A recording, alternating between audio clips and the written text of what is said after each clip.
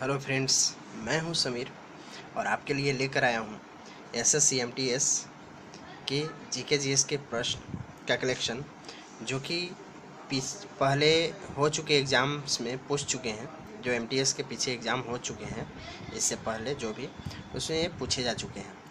तो इसके पीछे देने का उद्देश्य सिर्फ एक है कि अक्सर क्वेश्चन रिपीट होते हैं कुछ, तो वो आपको बन जाएगा। दूसरा कि पैटर्न पता चलेगा कि आखिर पूछा कहाँ से जाता है क्वेश्चन। तो इसे आप कम से कम 1 से 2 बार ज़रूर सुन लीजिएगा, देख लीजिएगा। तो इससे होगा ये कि आप एग्ज़ाम में time is 7 p.m. Pugnacious.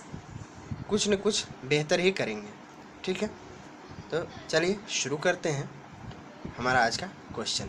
पर इससे पहले जो इस चैनल पर पहली बार आए हैं उनसे रिक्वेस्ट है कि इस चैनल को सब्सक्राइब कर लीजिए।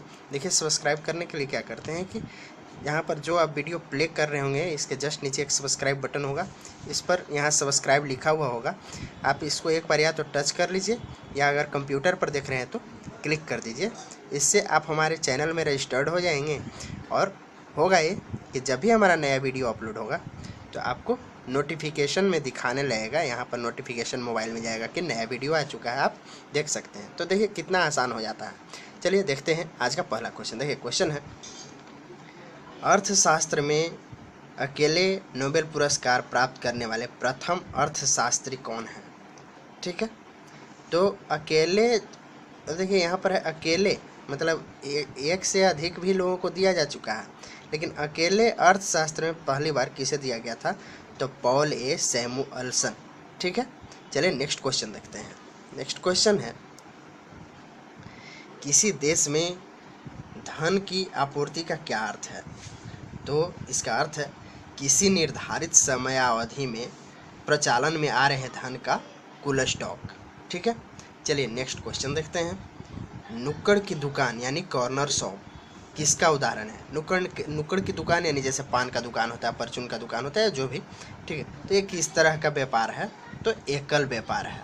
ठीक है, एकल यानी कि अकेला, सिंगल। ठीक है, क्योंकि उसमें ऐसा तो होता नहीं, बहुत लोगों की भागीदारी होती है, उसका स्वामित्व या मालिकाना हक सिर्फ एक का होता है, इसलिए एकल व्यापार है। चलिए नेक्स्ट देखते हैं। एक क्वेश्चन है, बाजार अर्थशास्त्र व्यवस्था का क्या लाभ है? तो बाजार अर्थव्यवस्था का क्या लाभ है? बाजार अर्थशास्त्र व्यवस्था का क्या लाभ है? उत्पादकों के लिए प्रोत्साहन। ठीक है, चलिए नेक्स्ट है, कुल लागत और कुल परिवर्ती लागत के बीच ऊर्ध्वाधर दूरी क्या है? कुल स्थिर लागत। ठीक है, चलिए नेक्स्ट देखते हैं। यह किसने कहा था कि मनुष्य स्वभाव से राजनीतिक प्राणी है? तो ये अरस्तु ने कहा था। ठीक है, इसने ये भी कहा था कि जो मनुष्य समाज से बाहर रहता है वो या तो देव है या दानव। ठीक है, यानी कहने का ये अर्थ कि मनुष्य एक सामाजिक प्राणी है। उसी तरह से इन्होंने कहा था कि मनुष्य स्वभाव से एक राजनीतिक प्राणी है। ठीक है, यानी कि राजनीतिक कहने का मतलब है कि अपना नियम कानून बनाने वाला। ठीक है, चलिए नेक्स्ट देखते हैं।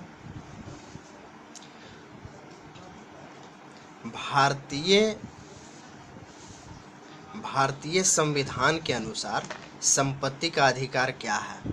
तो विधिक अधिकार। ठीक है, चलिए नेक्स्ट क्वेश्चन देखते हैं। सूचना का अधिकार किस पर आधारित है? तो सूचना का अधिकार अनुच्छेद 19(1)(a) के अंतर्गत निहित बातों को जानने का अधिकार। सूचना का अधिकार 2005 में लागू किया गया था, और वो इसलिए लागू किया गया था क्योंकि हमारे देश के हर जनता को यह अधिकार दिया गया है कि आप अनुच्छेद 19(1) के तहत अपने देश में हो रहे किसी भी गतिविधि का जानकारी ले सकते हैं। ठीक है, इसलिए फिर इसे लागू किया गया। चलिए नेक्स्ट देखते हैं। देखिए क्वेश्चन है,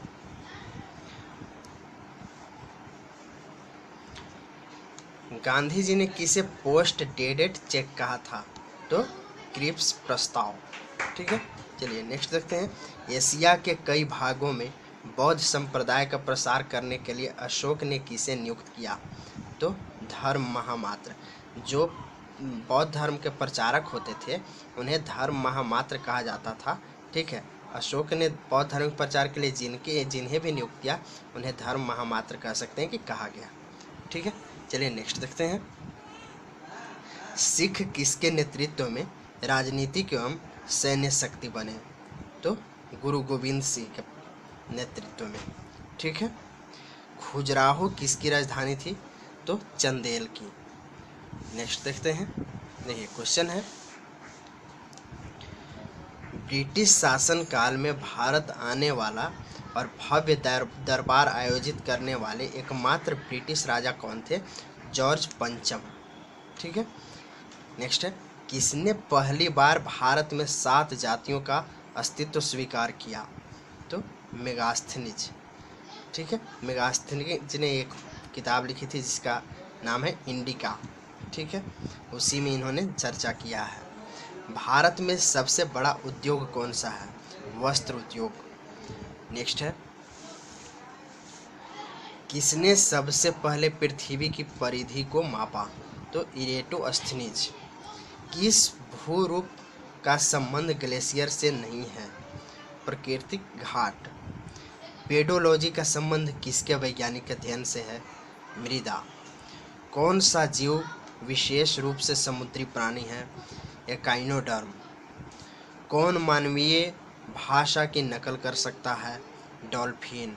ठीक है, चलिए इसके आगे देखते हैं जो पूछे जा चुके हैं प्रश्न।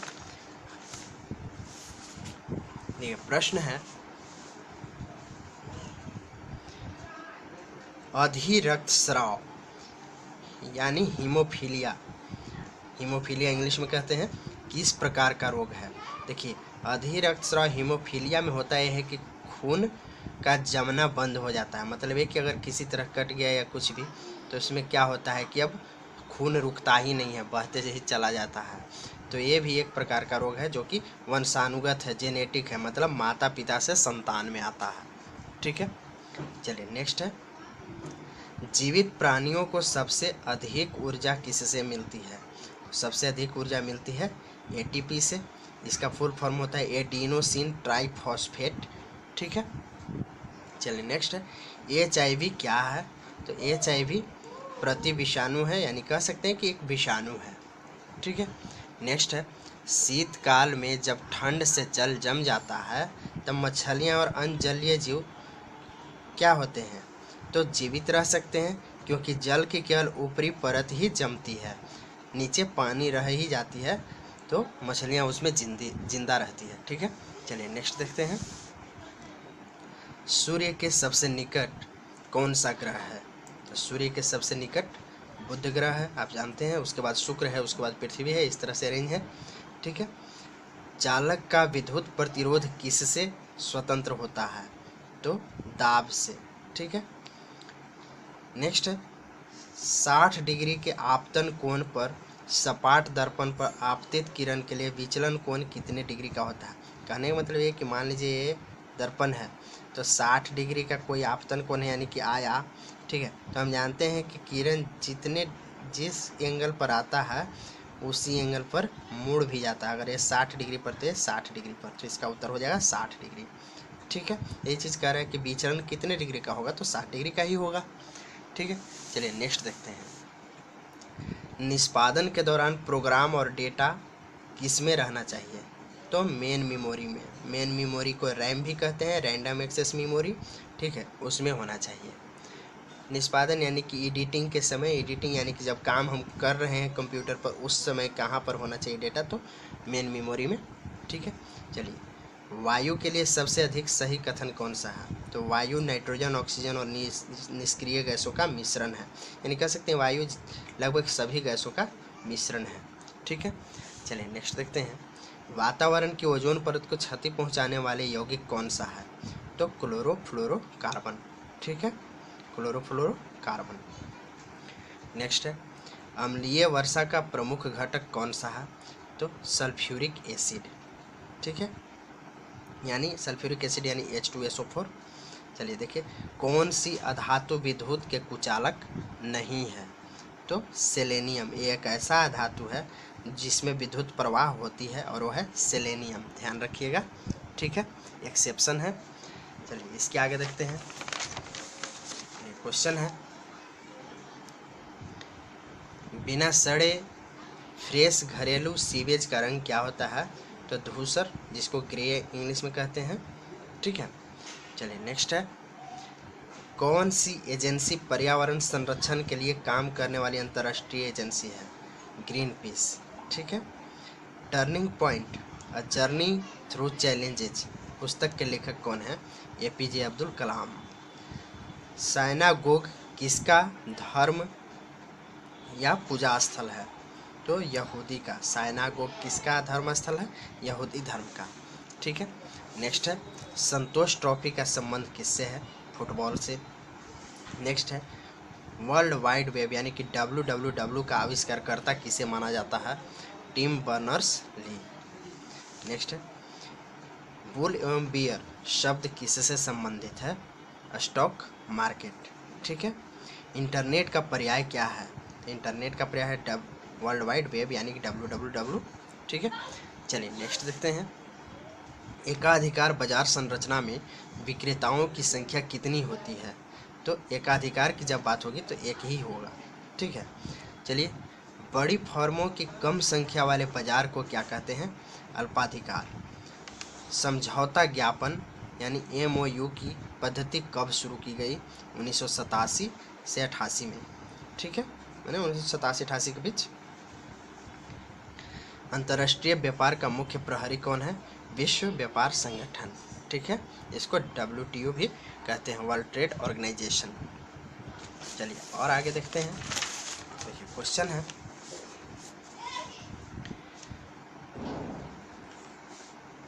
द्वितीय विश्व युद्ध के दौरान जापान के किन शहरों में परमाणु बम गिराए गए? तो हिरोशिमा एवं नागासाकी पर गिराया गया था। ठीक है, 6 अगस्त और 9 अगस्त को। एक का नाम था लिटिल बॉय और एक का नाम था फैट बॉय परमाणु बम का। चलिए आगे देखते हैं, भारत में स्थानीय स्वशासन के जनक किसे कहा जाता है? तो लॉर्ड रिपन को कहा जाता है। ठीक है, किसे भारतीय पुनर्जागरण का जनक माना जाता है? राजा राम मोहन राय को। ठीक है, आगे है, भारतीय संविधान के अनुसार कौन सी संवैधानिक संस्था है? वित्त आयोग।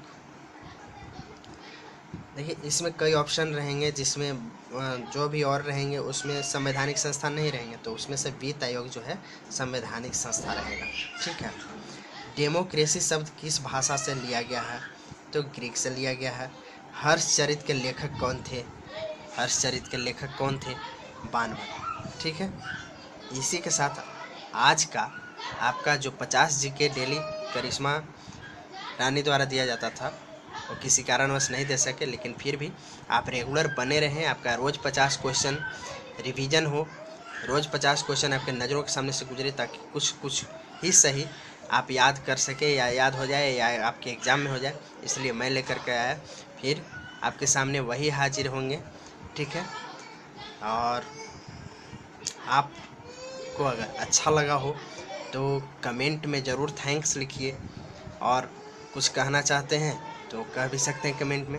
लाइक भी बनता है दोस्त, तो प्लीज़ आपसे आशा है कि आप पसंद करेंगे और लाइक करेंगे, और अच्छा लगेगा कमेंट भी करेंगे। चलिए, थैंक यू फ्रेंड्स।